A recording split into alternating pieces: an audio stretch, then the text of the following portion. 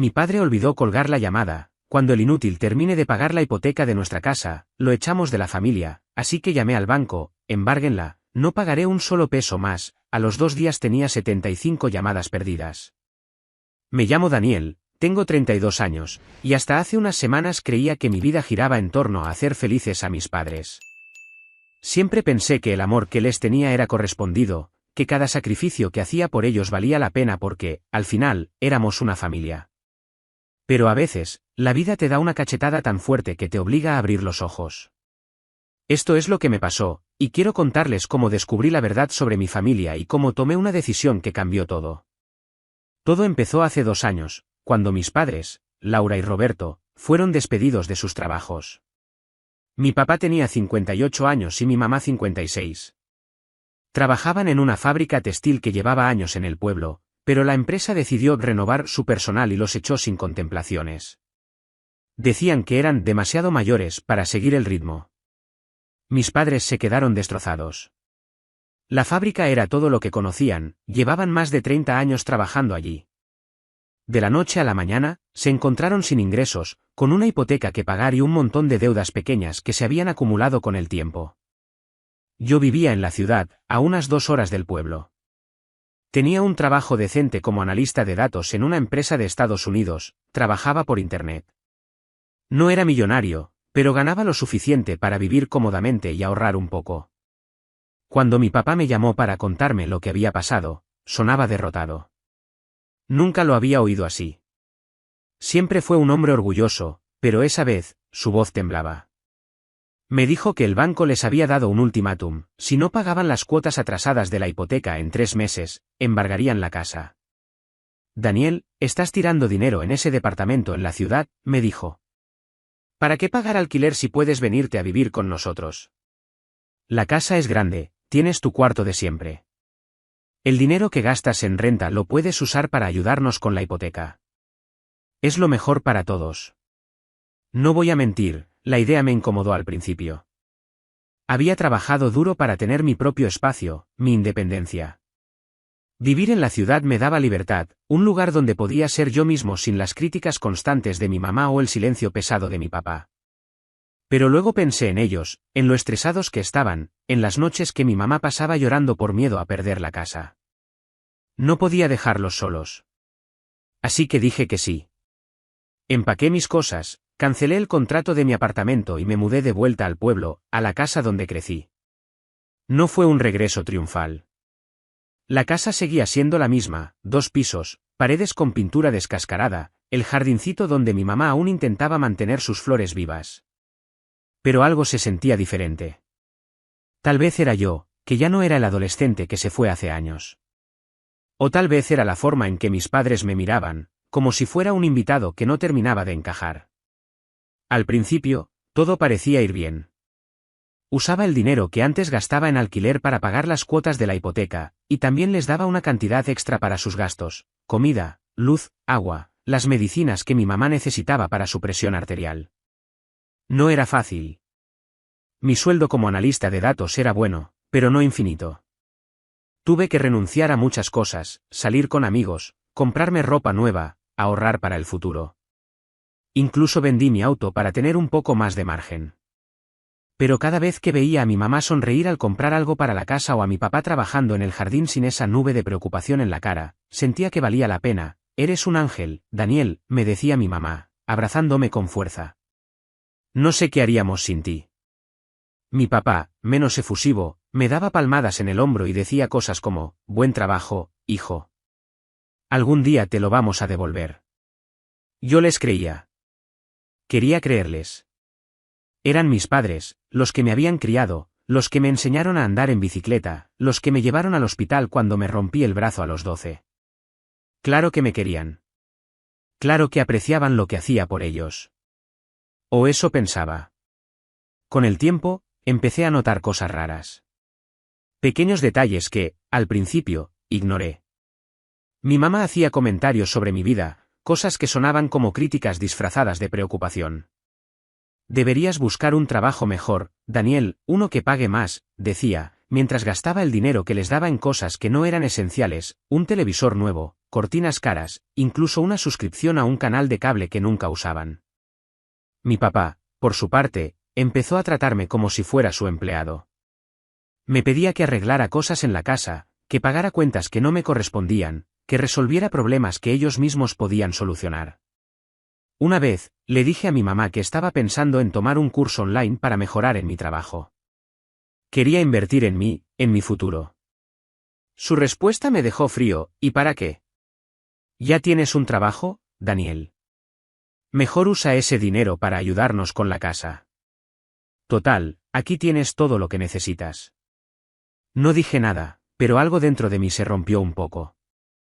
Sentía que mi vida se estaba achicando, que todo giraba en torno a ellos y sus necesidades. Pero me callé. Siempre me callaba. Mis padres estaban tirando comentarios en mi contra a cada rato, y pensé que eso se debía al estrés que tenían por perder su trabajo, y por estar encerrados todo el día en casa. Entonces se me ocurrió una idea de un viaje. Había estado trabajando horas extras para juntar un poco más de dinero, y un amigo me comentó que sus padres habían ido a Cancún y habían vuelto como nuevos. Recordé cómo mi mamá siempre hablaba de las playas de arena blanca y el mar turquesa. Mi papá, aunque nunca lo admitía, se emocionaba con la idea de probar comida diferente y relajarse bajo una palmera. Pensé que un viaje así les devolvería la chispa, los sacaría de esa rutina de preocupaciones. Quería darles algo especial, algo que les recordara que la vida podía ser buena. No fue fácil. Tuve que usar todos mis ahorros y pedir un préstamo personal que aún estoy pagando. Pero cuando les conté, sus reacciones me hicieron sentir que valía la pena. Mi mamá lloró de emoción, abrazándome como si fuera un niño pequeño. Mi papá, que casi nunca sonreía, me miró a los ojos y dijo: «Eres un buen hombre, Daniel». Gracias. Ese momento fue como un rayo de luz. Sentí que todo el esfuerzo, las noches sin dormir, los sacrificios, tenían sentido. Los veía felices, y eso era suficiente. El viaje fue un éxito. Me mandaban fotos todos los días, mi mamá posando en la playa con un vestido colorido, mi papá con un sombrero de paja ridículo sosteniendo un cóctel. Pero entonces, todo se derrumbó. Era un viernes por la noche. Había tenido un día agotador en el trabajo, y estaba en mi cuarto, el mismo cuarto donde dormía de adolescente, con las paredes llenas de recuerdos que ya no sentía míos.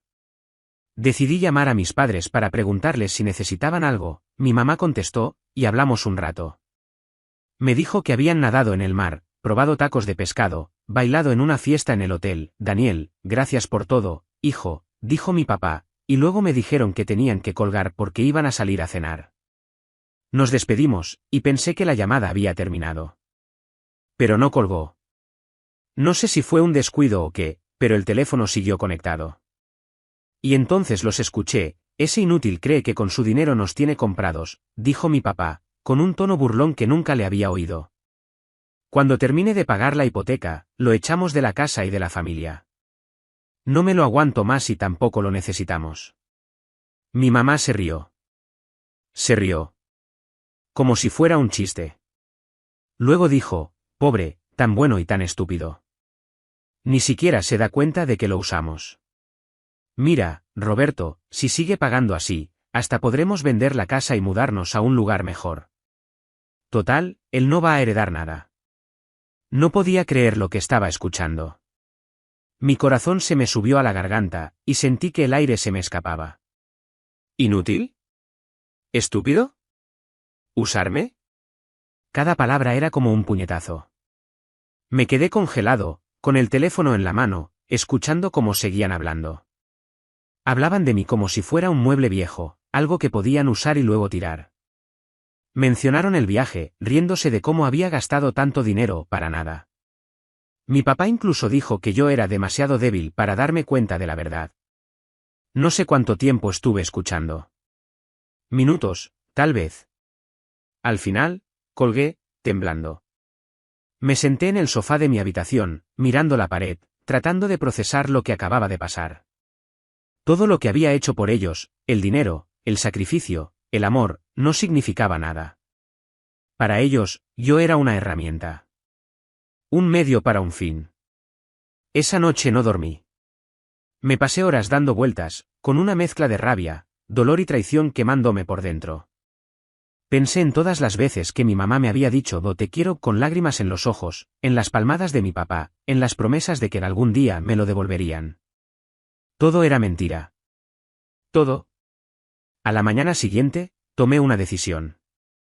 Si ellos pensaban que podían usarme y luego deshacerse de mí, estaban muy equivocados. No iba a dejar que me pisotearan. No más. Llamé al banco. Hablé con el gerente, un hombre amable que ya me conocía porque siempre pagaba las cuotas a tiempo. Le dije, con la voz más calmada que pude, no voy a pagar un solo peso más de la hipoteca de la casa de mis padres. Déjenla embargar. El gerente intentó convencerme de que reconsiderara, pero fui firme. Les dije que no era mi responsabilidad, que mis padres podían encargarse solos. Colgué el teléfono y me sentí libre. Por primera vez en 2 años, sentí que me quitaba un peso de encima. El alivio venía de saber que, por primera vez en 2 años, me estaba poniendo a mí mismo primero. La furia, bueno, esa era por ellos. Por sus palabras, sus risas, su traición. Me senté en mi cuarto, el mismo donde había dormido de adolescente, rodeado de recuerdos que ahora se sentían como mentiras. Las fotos en la pared, los trofeos de fútbol de la secundaria, el escritorio donde hacía mis tareas mientras mi mamá me traía un vaso de jugo. Todo eso parecía de otra vida, de un tiempo en que creía que mis padres me querían de verdad. No les dije nada ese día. No quería enfrentarlos todavía. Necesitaba tiempo para procesar, para decidir qué hacer con el desastre que tenía en la cabeza. Pero no tuve que esperar mucho. A los 2 días, el banco debió haberles notificado que había cancelado los pagos automáticos de la hipoteca, porque cuando desperté ese día, tenía 75 llamadas de mis padres, no contesté ninguna, pero me enviaron un mensaje diciendo que ya venían en camino del viaje, y que teníamos que hablar. En la noche llegaron, y cuando entraron ni siquiera me saludaron. Mi mamá entró a mi cuarto como una tromba, con el rostro rojo y los ojos encendidos. «Daniel. ¿Qué hiciste?», gritó, agitando un papel en la mano. Era una carta del banco, un aviso. «El banco dice que cancelaste los pagos. ¿Cómo se te ocurre? Nos van a quitar la casa». Mi papá estaba detrás de ella, con los brazos cruzados y una mirada que era una mezcla de enojo y confusión. No dije nada al principio. Solo los miré, sentado en la cama, tratando de mantener la calma. Mi corazón latía tan fuerte que sentía que iba a explotar, pero no quería darles la satisfacción de verme perder el control. «Explícate, Daniel», dijo mi papá, con esa voz autoritaria que usaba cuando quería intimidarme. «Esto no es un juego». «¿Por qué lo hiciste? ¿Sabes lo que está en juego?». Respiré hondo. Había ensayado este momento en mi cabeza toda la noche, pero ahora que estaba frente a ellos, las palabras se sentían pesadas, como si fueran a quemarme la lengua. Pero no podía seguir callando. No después de lo que había escuchado, escuché todo, dije, mirándolos a los ojos. Mi voz salió más firme de lo que esperaba. «El viernes, cuando hablamos por teléfono. No colgaste, papá. Te escuché decir que soy un inútil, que solo me están usando para pagar la hipoteca. Que cuando termine de pagarla, me van a echar de la casa y de la familia. Y tú, mamá, te reíste. Dijiste que era estúpido, que no me daba cuenta de nada. Que hasta planeaban vender la casa y dejarme sin nada». El silencio que siguió fue como un cuchillo. Mi mamá se quedó pálida, con la boca entreabierta, como si le hubieran robado el aire. Mi papá dio un paso atrás, como si lo hubiera golpeado. Por un segundo, pensé que se derrumbarían, que se disculparían, que dirían algo que me haría dudar de mi decisión. Pero no. En lugar de eso, empezaron a hablar, a tropezarse con sus propias palabras, buscando excusas que sonaban más ridículas con cada segundo. «No, no, Daniel, no fue eso lo que quisimos decir», balbuceó mi mamá, con las manos temblando. Era una broma, hijo. Solo estábamos hablando, no lo decíamos en serio. ¿Una broma?», repetí, sintiendo la rabia subir por mi pecho. «¿Llamarme inútil y estúpido es una broma? ¿Reírse de cómo gasté todo mi dinero en ustedes, en su viaje, en esta casa, es una broma? No me mientan». Escuché todo. Cada palabra. Mi papá intentó tomar el control, como siempre hacía. Dio un paso adelante, levantando una mano como para calmar las cosas. Hijo, estás sacando las cosas de contexto. Nosotros te queremos, siempre te hemos querido. Solo estábamos, desahogándonos. Ha sido un tiempo difícil, ¿sabes cómo es? A veces decimos cosas sin pensar, ¿sin pensar? Interrumpí, levantándome de la cama. Ya no podía quedarme quieto. ¿Planeaban echarme de la familia sin pensar? ¿Reírse de mí por pagar su hipoteca, por darles todo lo que tenía, fue sin pensar? No me traten como idiota. Ya no. Mi mamá empezó a llorar, pero esta vez no me conmovió. Había visto esas lágrimas antes, cuando me agradecía, cuando me decía que era el mejor hijo del mundo. Ahora sabía que eran falsas, parte de su juego para mantenerme atado. Mi papá, por otro lado, cambió de táctica. Su rostro se endureció, y me señaló con el dedo. Eres un desagradecido, dijo, con la voz temblando de rabia. Después de todo lo que hemos hecho por ti, ¿así nos pagas? ¿Dejando que nos quiten la casa? ¿Eres nuestro hijo? Esto no se hace. Eso fue la gota que colmó el vaso. Sentí algo romperse dentro de mí, como si una cuerda que me había mantenido unido a ellos se cortara de golpe. No, dije, casi gritando.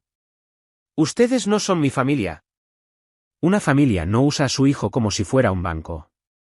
Una familia no se ríe de él a sus espaldas, no lo llama estúpido, no planea deshacerse de él cuando ya no les sirve. Yo di todo por ustedes. Me mudé aquí, dejé mi vida, mis ahorros, mi libertad, porque creía que me querían. Pero estaba equivocado.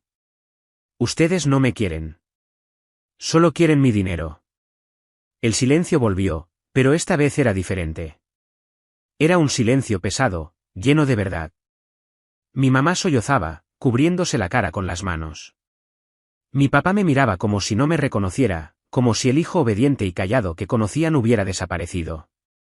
Y, en cierto modo, así era. No voy a pagar más, continué, sintiendo cada palabra como un clavo que cerraba un ataúd. La casa es su problema ahora. Busquen la manera de salvarla, si pueden. Yo me voy. Esa misma noche, empecé a empacar.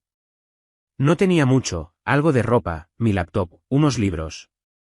Todo lo que había traído cuando me mudé a la casa de mis padres. Ellos no intentaron detenerme. Mi mamá se quedó en la sala, llorando en el sofá, mientras mi papá se encerró en su cuarto. No sé si era culpa, vergüenza o simple enojo, pero no me importaba. Ya no me importaban ellos. Encontré un departamento pequeño en la ciudad, no tan bonito como el que tenía antes, pero suficiente para empezar de nuevo. Firmé el contrato esa misma semana y me mudé sin mirar atrás. Bloqueé sus números en mi teléfono, borré sus mensajes sin leerlos. Por primera vez en mucho tiempo, sentí que respiraba. Pero la historia no terminó ahí. Pasaron las semanas, y supe por un vecino del pueblo que el banco había acelerado el proceso de embargo.